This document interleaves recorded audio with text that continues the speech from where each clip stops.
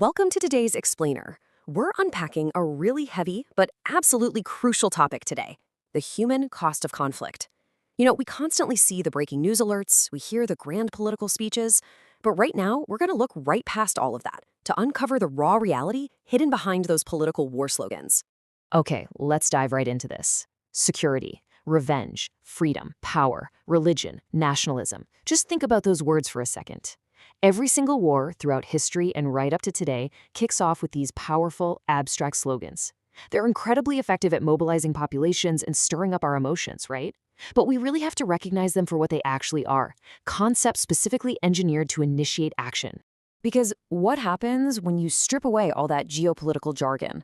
The raw, undeniable reality is that it's ordinary people who suffer the most. Children lose parents, parents lose children. While leaders are debating strategy in secure, quiet rooms, vibrant cities are literally turned into ruins, and humanity loses a vital part of itself. At the end of the day, it's everyday families paying the ultimate price for those abstract words. Section 1. How conflict is normalized. The slow creation of war. We so often think of war as an explosion, right? Like something that just suddenly happens out of nowhere and catches everyone by surprise. But if you look at the source material, history tells a very different story. Wars are deliberately and slowly created. It usually starts with politics, greed, and fear. Then comes the propaganda. It's the daily repetition of hatred over months, sometimes years. It's media platforms turning human pain into 24/7 entertainment and systems where weapons become a highly profitable global business. By dividing people over a sustained period of time, wars starts to look normal, or even inevitable to the general public. Section 2. Who benefits from war? The stark divide between profit and pain. So if war is universally devastating to everyday people, why on earth is it continually manufactured? Well, we have to follow the incentives. Powerful groups gain massively from this. We're talking about arms industries earning billions of dollars, political leaders getting massive surges in emotional support, extremist groups gaining loyal followers, and media networks seeing massive spikes in their ratings. But what about the civilians?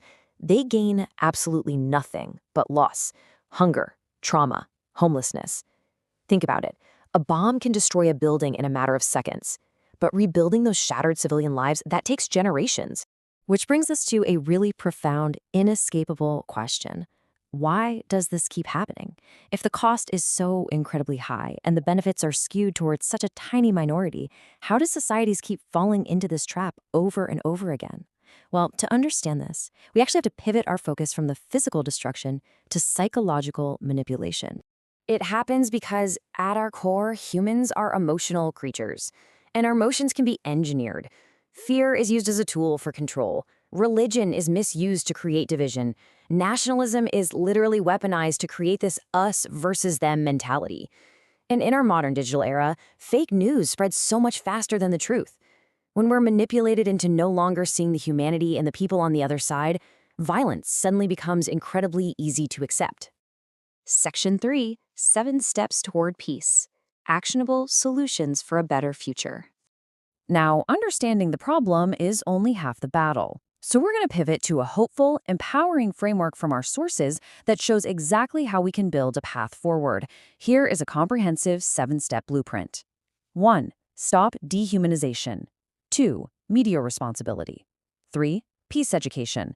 4. Dialogue before violence. 5. Hold powerful groups accountable. 6. Support victims. And 7. Citizens reject hatred. This isn't just some wish list for world leaders, it's a practical guide for how both those in power and everyday citizens can actively foster peace. Let's zoom in on a few of the key ones. Focusing right in on step 1, stop dehumanization. Every innocent life matters. This is the absolute foundation of peace. Literally, before anything else can work, we have to train ourselves to see civilians as human beings, not as acceptable collateral damage or just statistics scrolling on a news ticker. Regardless of their country, religion, race, or language, an innocent life is an innocent life. Full stop. Moving on, step 2 is anchored by this crucial principle. Media must inform, not inflame. Just think about the media ecosystem we're all living in today. Fear-based headlines, hate-filled debates, selective coverage. These things actively push societies towards conflict. It is entirely on us to verify information before we just hit share online, and to consciously support responsible, objective journalism that seeks to inform us rather than just enraging us for clicks. Let's skip down to step 4 and see how this builds on our framework. Dialogue before violence. Negotiation must always come before destruction. Now, I know diplomacy might look super slow on television. It can be tedious and honestly pretty frustrating to watch, but we have to remember the brutal math of conflict here. War destroys in mere minutes what peace and diplomacy took decades to build. And looking at step 6, this shows us what real help for victims actually looks like. It's way more than just a sympathetic post on social media. It means rebuilding homes, providing consistent food, medical aid, education, and absolutely crucial psychological support.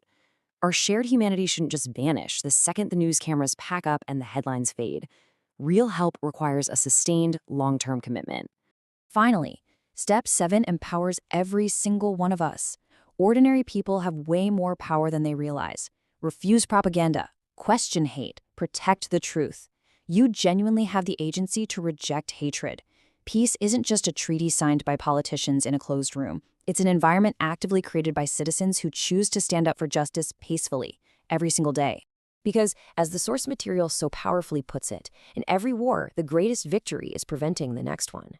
War might begin in the halls of power, but its pain is carried squarely on the shoulders of ordinary families. If humanity truly wants peace, then human life simply must become more valuable than politics, profit, power, or pride. Humanity survives when compassion becomes stronger than hatred. I want you to really think about that as you go about your week. The entire machinery of conflict relies heavily on your apathy and your division. So how are you going to challenge it? Will you let compassion